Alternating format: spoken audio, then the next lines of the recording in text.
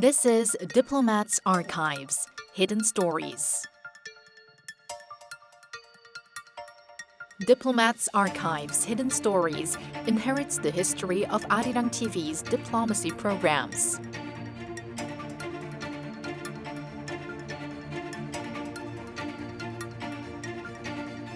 As you can guess from the title, we'll be collaborating with embassies in Korea to introduce hidden stories that have yet to be uncovered through our program. So, what kind of hidden stories? The stories that exist between Korea and other countries, but stories very few people know about.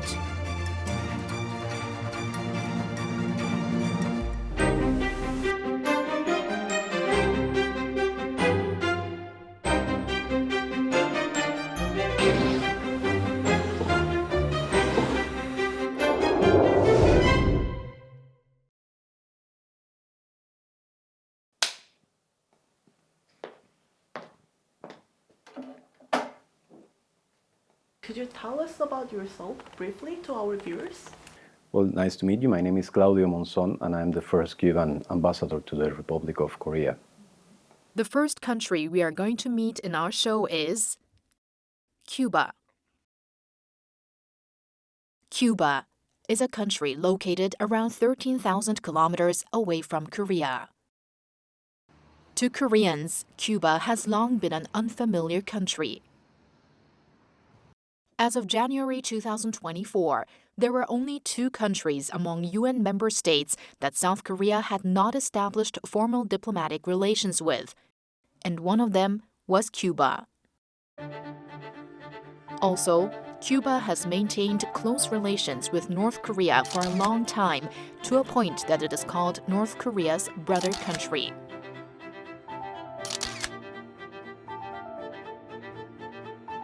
However, South Korea has officially established diplomatic relations with Cuba. Cuba has been a longtime ally of North Korea since the Cold War. This was confirmed in a surprise announcement overnight.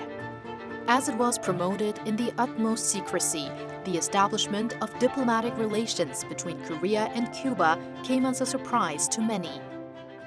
Well, we established diplomatic relations on February 2024 through an exchange of diplomatic notes between our permanent representations to the United Nations in New York. It was a process that was carried out in accordance with international law and the spirit of the Vienna Convention for Diplomatic Relations.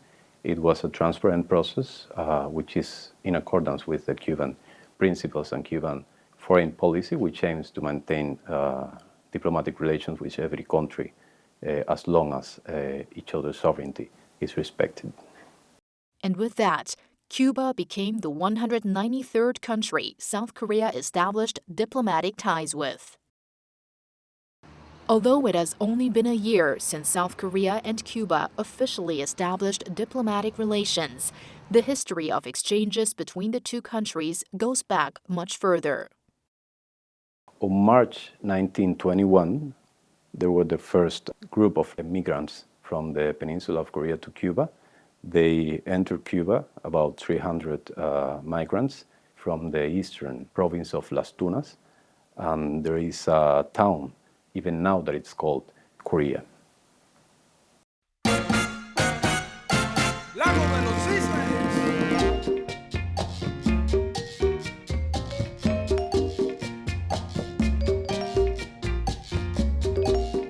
The hidden story between Korea and Cuba that we would like to introduce to you today begins a long time ago with the story of the first Koreans who arrived in Cuba.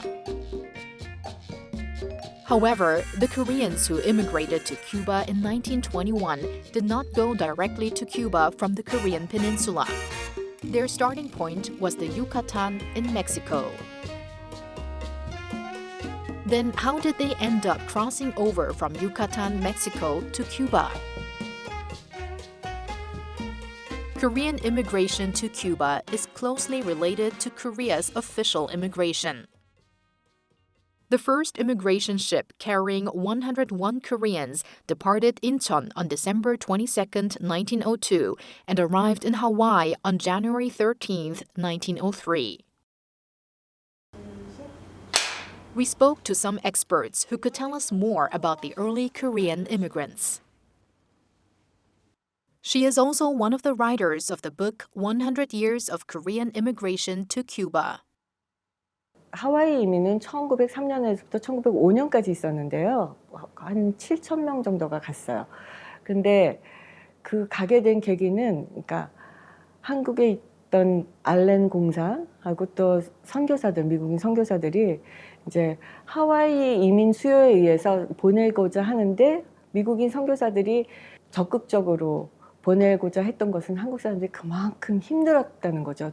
그 다음에 이제 또 다른 부류의 그 그룹으로는 이제 1905년에 1,033명이 이제 멕시코 이민, 그러니까 에네깽 농장으로 가게 된 사람들이 있었어요. Groundbreaking Mexican immigration conditions, such as 4-year contract, free housing rental, high wages, were appealing to Koreans who were living amid poverty and political turmoil at the time. So on April 4th, 1905, Koreans left Taemulpo port in Incheon on the British cargo ship Ilford and arrived in Mexico on May 12th of that year. 그것을 가겠다라고 등록한 사람들은 파라다이스에 대한 환상으로 그냥 배를 탄 것이죠. 그런데 이제 멕시코로 간 사람들은 굉장히 고생을 많이 했고요.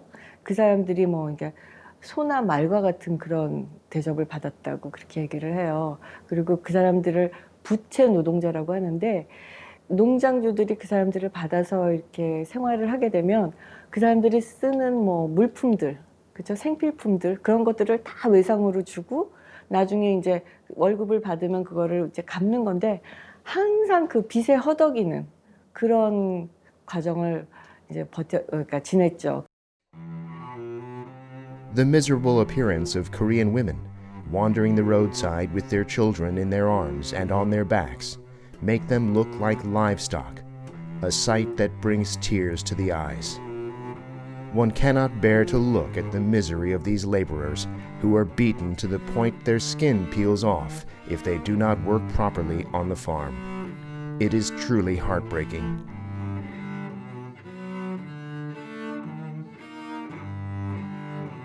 And in May 1909, the slavery-like 4-year contract period finally ended. After the contract termination, what choice did Koreans in Mexico make? 멕시코 같은 경우는 1905년에 시작되고 계약 기간이 4년이었지 않습니까? 그러면 1910년 한일합방이 가까웠을 때입니다. 그러니까 돌아올 뚜렷한 그 명목이라 그럴까? 그게 없었던 것이죠. 그러니까 그 중에서도 그래도 한 400명은 돌아간 걸로 그렇게 나타나기는 하지만 대부분이 주저앉았죠. We met another person who could tell us about the early Korean immigration to Latin America. This is Cho Gap-dong, a career diplomat and expert on Central and South America who served as ambassador to Bolivia and ambassador to Colombia. 그다음에 여기가 콜롬비아 대통령이에요. 가비리아 대통령. 그다음에 여기가 볼리비아 대사로이실 때 이때 이분이 왔어요. 이렇게만 인사할 때 안녕하세요 그러더라고. 아니 그랬더니 거기 2번이나 갔다 왔다 그거야 자기는. 한국서. 그러면서 한국에서 크게 애정을 느끼더라고. He has translated many modern novels and Korean classics like 삼국 유사 and 한중록 into Spanish, and also translated the poetry of famed Cuban independence activist and poet José Martí into Korean.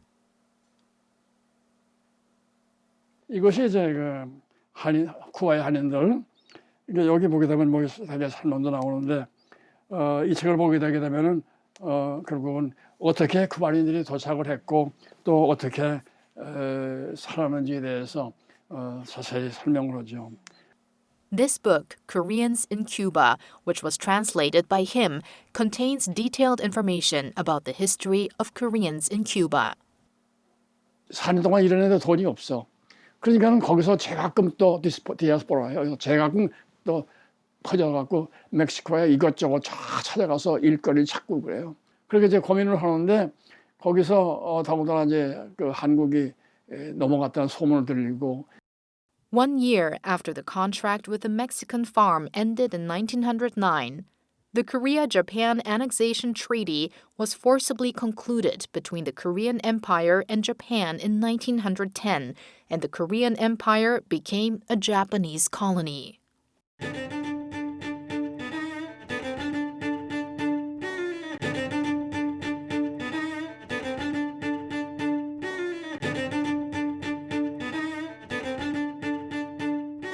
The Korean immigrants lost their homeland that they could return to.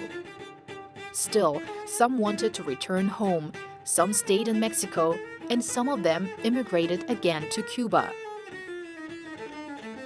But why did they choose Cuba at that time?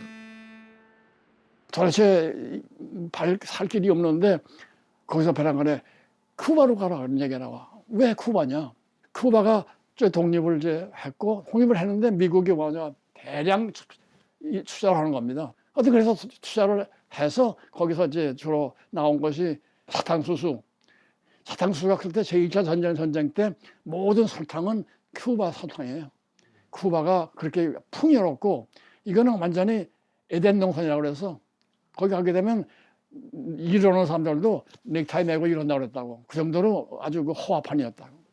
Well, in the first decades of the 20th century, Cuba was a recipient country of immigration, immigrants. We received migration from many countries, many regions. We received from Asia, Arab countries, also from the region. At that time, Cuba was emerging from a war that lasted 30 years, or the independence war, and therefore there were a need to reconstruct and to revitalize the economy. So we needed labor force, and as part of that led to migration from many countries. Specifically, between 1919 and 1920, there was a period that we call in Cuba the Dance of the Millions. After World War I, the Cuban economy was booming due to the skyrocketing price of sugar, Cuba's main product, and the increased demand for sugar. This period is called the Dance of the Millions. So on March 25, 1921, around 300 Koreans arrived at the port of Manatí, Cuba. But by November 1920, sugarcane fields and sugar mills in Europe began to recover from the devastation of World War I, and global demand and prices for sugar began to decline again. By the time the Koreans arrived in Cuba, Cuba's Dance of the Millions had already ended. We were able to hold an online interview with a descendant of a Korean immigrant to Cuba.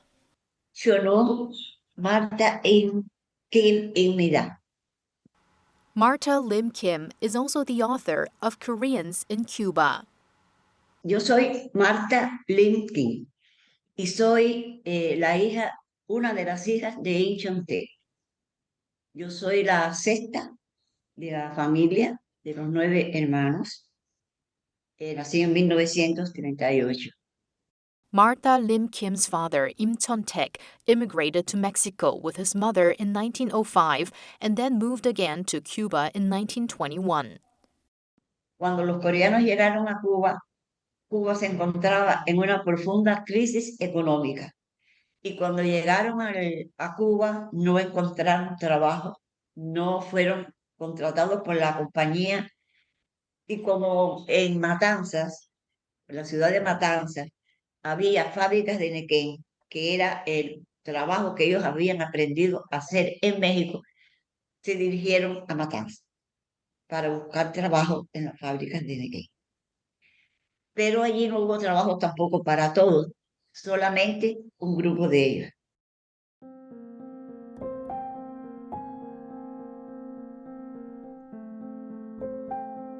Along the broad road of pain, at 12 noon, a crowd of workers returns to the sunlit wasteland. With weary eyes and yellowed faces, they humbly return these Korean souls from their land of sorrow. At the time, Korean immigrants in Cuba faced economic difficulties, but they carried out various activities to support their country's independence from abroad.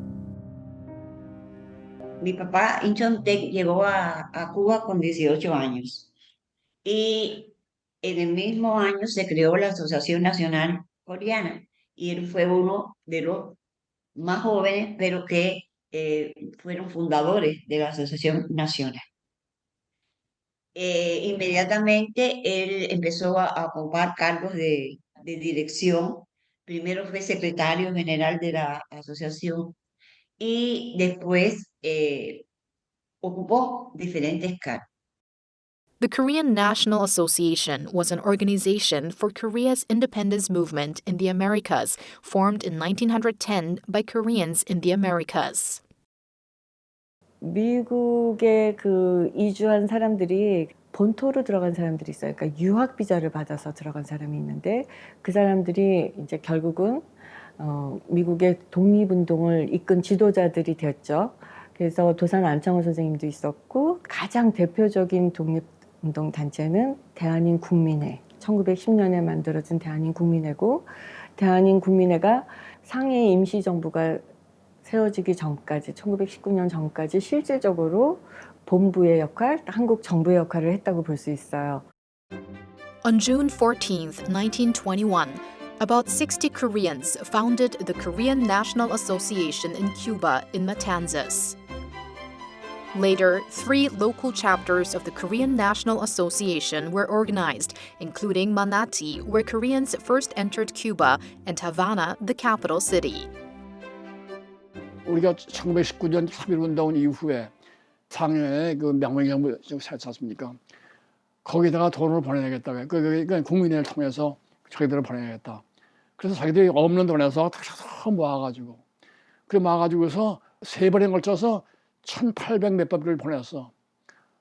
그게 대단치 않은 돈이지만 그 어려운 속에서 그걸 모았다는 거는 그것도 어떻게 보냈냐 하게 되면 쿠바에 있는 중국 은행을 통해서 그 상하이에 있는 김구 대표 앞으로 보낸 겁니다. 3번에 걸쳐서 보낸 거예요. 1,800여 원을 보냈어요. In 1910, 1,800 won was worth around 50 million won, or roughly $34,000 in today's currency.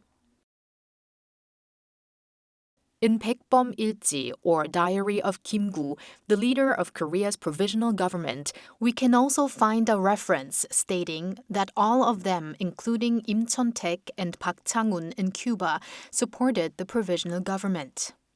Esto tiene un valor inmenso porque, como dije, la comunidad coreana de Cuba era muy, muy pobre. Que en cada familia coreana, en cada comida, por cada miembro de la familia, se extraía una cucharada de arroz. Se reunía entre toda la familia, después la de toda la familia se vendía. Y esa fue la principal forma de recaudar los fondos. También elaboraban objetos. 독립운동이 아주 가장 활발하게 움직이기 시작한 게 그러니까 1910년 전부터 1919년 임시정부가 수립이 될 때까지였던 것 같아요. 그 이후로는 오히려 더 사그라드는데 쿠바 같은 경우에는 지정학적으로 멀리 있으니까 오히려 그 운동을 1943년까지 계속하고 있었어요. 쿠바는 끝까지 그 운동을 했다는 흔적들이 남아 있습니다. While they longed for independence for their home country, they also made great efforts not to lose their identity as Koreans. After the Matanzas branch of the Korean National Association was formed, the building that was used as the first local hall was used as the first Cuban Korean language school called Monzon Korean Language School.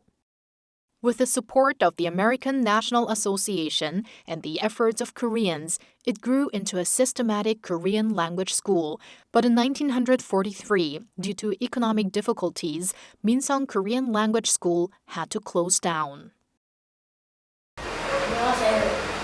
However, efforts to maintain their identity as Koreans and studying Korean have continued steadily within the Korean immigrant community in Cuba. Siempre el sentir la identidad es una necesidad del ser humano, porque cuando uno no se siente parte de algo, es como si no viviera. El sentir la identidad coreana nos da seguridad, porque sabemos de dónde venimos, pero además no venimos de cualquier lugar, venimos de una cultura y de una historia de mucho tiempo, con muchos aportes, y nos sentimos orgullosos de eso. Saber que somos parte de esa identidad coreana es un orgullo para por los que tenemos sangre coreana. 제가 몇 년 전에 가니까 그 조그마한 집을 하나 빌려가고 거기서 한글도 가르치고 그 하나에 조그마한 그 전시실도 만들어서 갖고 있는 뭐 옷도 우리나라 의상도 걸쳐놓고 이렇게 해놨어요. 근데 이제 지금 대사관에 들어갔으니까 이제 제대로 하겠지만 그때 없는 손의 가운데 그거 아주 눈물겹게 그렇게 모여서 하는 겁니다. Una sola identidad, coreanos. Now, around 1,000 Korean descendants live in Cuba, trying not to forget their Korean identity.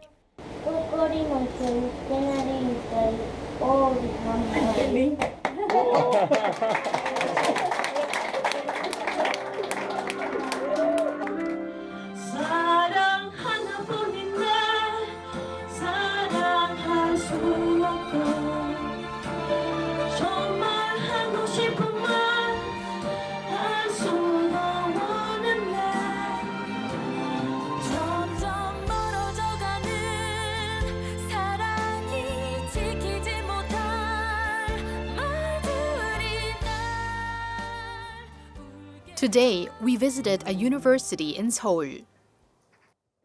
And this is the person we're going to meet today. 먼저 자기소개를 한국어로 해주세요. 오케이. 저는 쿠바에서 온 박아리랑이라고 합니다. 저는 쿠바 사람인데 우리 중할아버지께서는 한국 사람이세요. 저는 작년에 쿠바에서 이과대학교 졸업했어요. 그리고 지금 한국에서 대학원 공부하기 위해서 원교대학교에서 한국어만 공부하고 있는데 9월에 대학원 공부할 거예요. Adrian's great-great-grandfather was Kim Se-won, a first-generation Cuban immigrant and independence activist. In 1905, the young Kim Se-won immigrated to Mexico with his younger brother Kim Yun-won. Kim Se-won, who also served as the president of the Korean Association in the city of Tera in Tabasco, Mexico, heard news of the March 1st movement in 1919 and held a March 1st movement support rally and street demonstration in Mexico. In 1921, Kim Se-won left Mexico and immigrated to Cuba. Adrian has another special name. His Korean name, 박금사. 태어났을 때 우리 할아버지께서 제 한국 이름 지었었어요.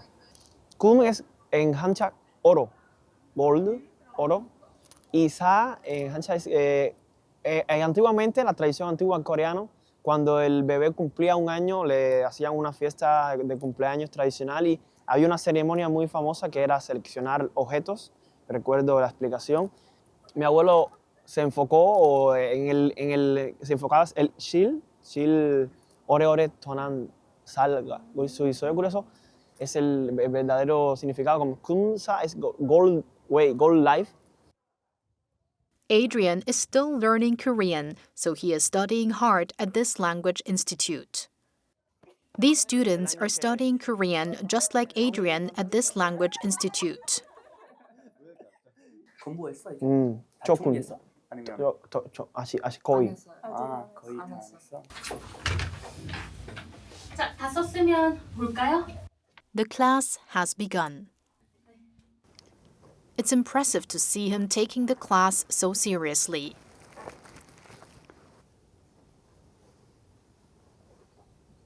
어렵지 않아요? 어때요? 한국어 조금 어렵지만 너무 재밌었어요. 저는 한국어 말할 때 기분이 좋아요. 계속 잘 수 있어요. 저는 쉽게 일어날 수 있어요. What does Korea mean to Adrian, the descendant of a Korean immigrant to Cuba who enjoys studying Korean? We decided to accompany Adrian's special journey today.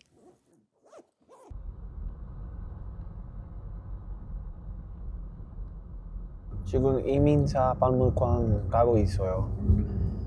이민사 박물관에 가보고 싶었어요? Siempre, desde que vine a Corea, en esa última vez que sabía que me iba a quedar por mucho tiempo, siempre uno de mis objetivos fue ir al Museo de Inmigración en Incheon, pero también es importante para mí porque, como bien te decía, esta es Incheon 김세원 선생님에서 여기에서 인천에서 태어났어요. Es el pueblo natal de mis antecedentes. Aquí fue donde mi familia coreana nació, donde se crió Kim Se-won y su...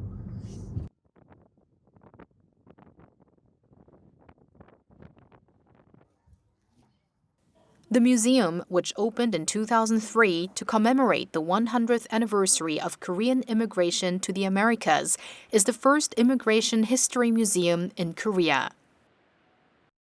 It is located right next to Incheon Port, the starting point of Korean immigration.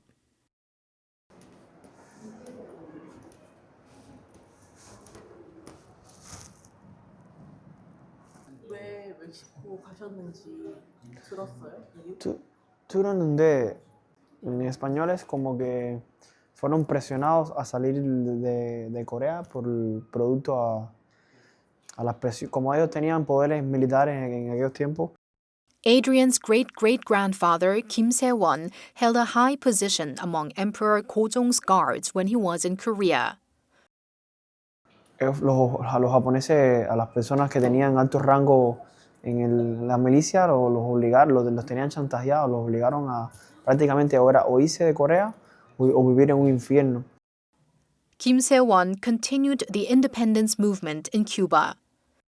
In 1923, he organized the Cárdenas regional chapter of the Korean National Association and served as its chairman, sending funds for the independence movement to the Korean provisional government on several occasions. Here at the museum, you can also find an exhibition section that features exhibits related to Korean immigration to Cuba.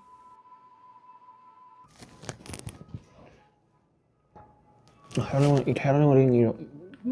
헤로니모 링 안에요. 근데 아마 그때 우리 가족 카르데나스에 살아요. 그리고 요 마탄사스 엘보로.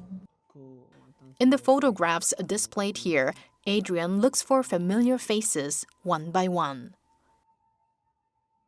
김세원의 딸. 이거 아마 근데 잘 모르겠어요. 김세원 할아버지 딸? 딸. 네, 우리 이분? No estoy seguro. I'm not sure. He says the face looks familiar, but he can't be sure.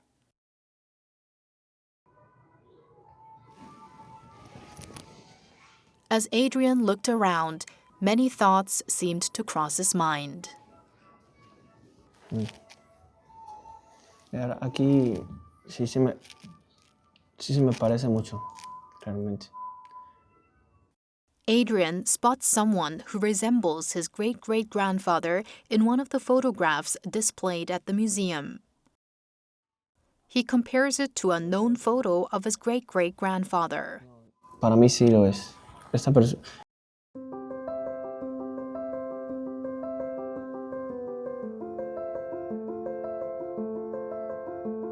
Entonces, para mí que siempre fue uno de mis objetivos poder venir aquí a este museo, poder conocer esta historia un poco más detallada y poder apreciar este tipo de, ¿cómo se dice?, de reconocimiento hacia a estas personas que la pasaron mal emigrando, pero que nunca se olvidaron de Corea. Eso es lo importante, nunca se olvidaron de Corea y apoyaron la lucha por la independencia.